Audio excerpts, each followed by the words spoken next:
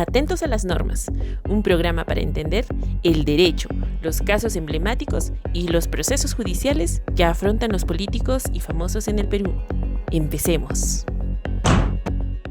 En esta oportunidad, entrevistaremos al fiscal especializado en delitos de lavado de activos de Arequipa, Luis Salas Bejarano, quien nos explicará en qué consiste el lavado de activos, delito por el que fue sentenciado el clan de la tía Pocha de Arequipa y por el que procesan a Keiko Fujimori. Quisiera empezar esta entrevista preguntándole ¿en qué consiste el delito de lavado de activos? Primero, debemos entender que es un proceso. Esto quiere decir que es una conjunción de varias personas normalmente que realizan varias acciones destinadas a incluir en el tráfico económico, en la economía de un país, de un estado, bienes que han sido conseguidos o están vinculados a un origen delictivo, dotándolos de apariencia de legalidad, de una apariencia de licitud o evitando su incautación o decomiso.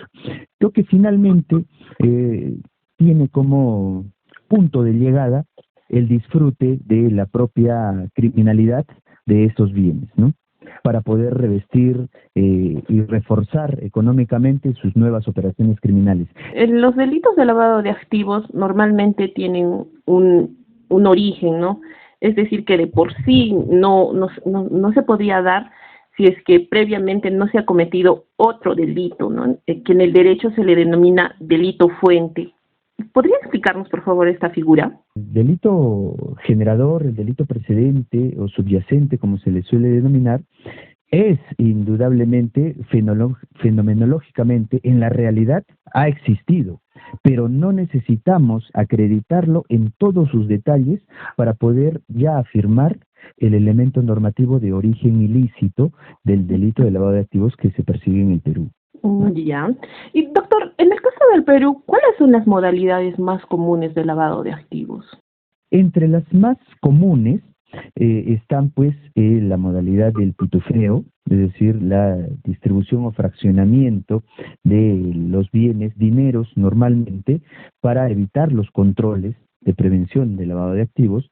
Luego está la compra de bienes muebles, inmuebles, vehiculares, obras de arte, que puedan justificar un valor subjetivamente, ¿no? Se le puede poner un valor que quiera ante estos bienes, y el uso de testaferros o creaciones de empresas de papel o de fachada, funcionamiento real o solamente inscritas formalmente ante los registros públicos, pero que reportan tributariamente una actividad comercial importante.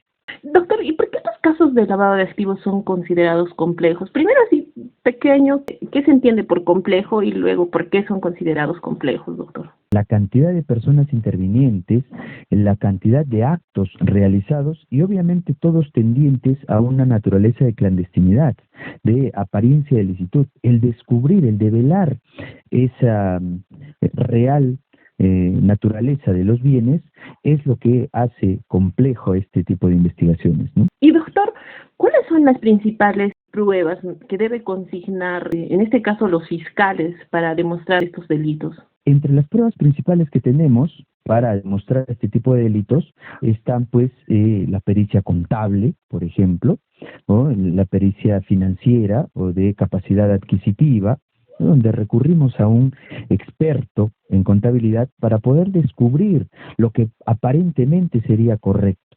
aparentemente sería lícito.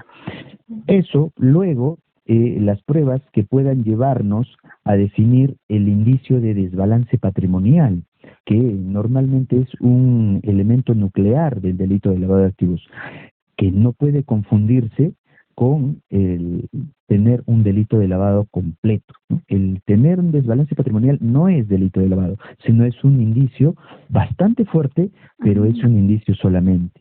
Y para llegar a completar el indicio de desbalance patrimonial, normalmente recurriremos a las medidas restrictivas de derechos como levantamientos de secreto bancario, tributario, de identidad bursátil, tasaciones de los inmuebles, verificaciones de la calidad de vida, el modo de vida, carga familiar y diversos actos adicionales que nos permitan tener insumos para definir si existe o no patrimonio lícitamente justificado.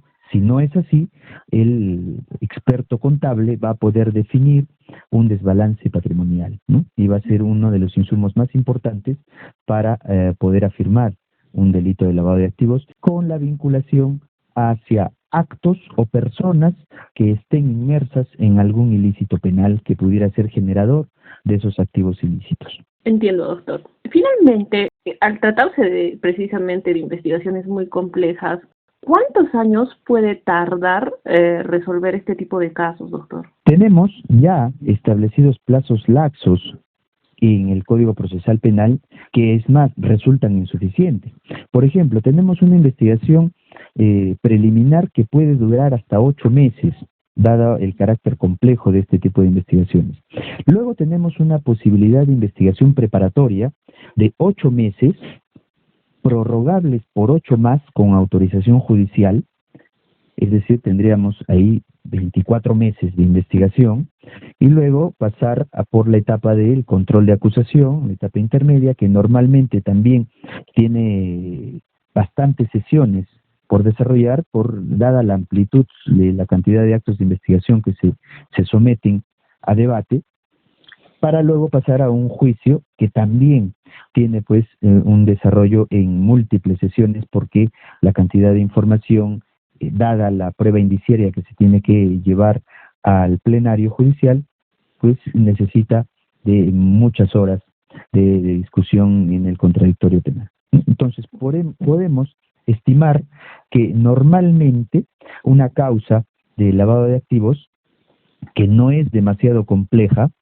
que está en un estándar de complejidad, en un promedio de complejidad, podría durar entre inicio y la emisión de la sentencia de primera instancia, por lo menos, cerca a 3 años. Así va terminando nuestro programa, pero nos reencontramos en la próxima cita para analizar otro emblemático y sonado caso, ya sea de Arequipa o del Perú.